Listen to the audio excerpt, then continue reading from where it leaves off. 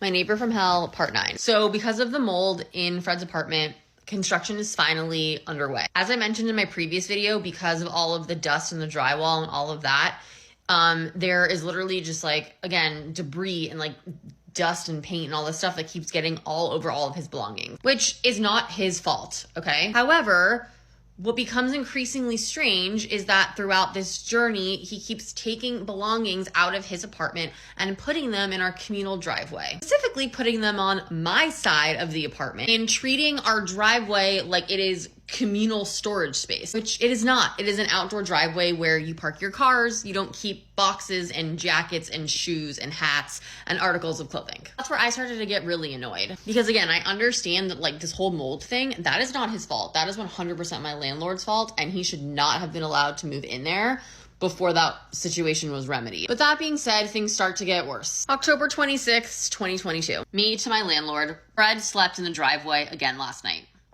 I think you really need to provide him with adequate housing while the mold problem persists. He has nowhere else to go, and this is not okay.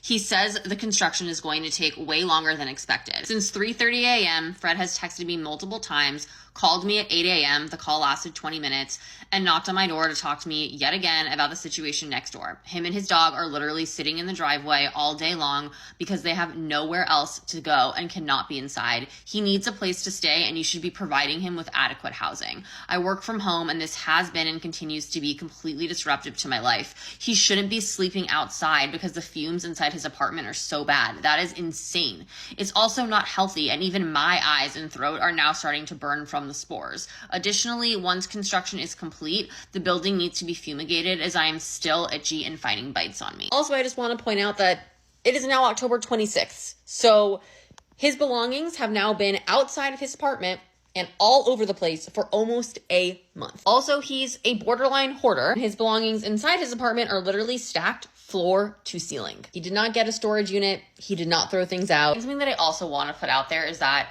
throughout this journey, you're going to see my levels of compassion for Fred, like they change. Like there are some days when I'm on his side and I feel really bad for him. And there are some days when I absolutely hate this man. And it's confusing because he's manipulative. He makes you feel really, really bad for him. And regarding the mold, like that was, like I said, that was not his fault, and I did legitimately feel bad for him. But as you see this journey continue, you will see that he's one of those people where bad things just constantly keep happening to him. And at a certain point, you kind of have to ask yourself, like, why do bad things keep happening to him? I'm not trying to sound mean. I'm not trying to sound heartless, but it's like it gets to a point where someone has to take accountability. And we're not at that point yet, okay? Again, right now I'm on Fred's team, and I'm telling my landlord he should be putting him up somewhere, okay? But just wait.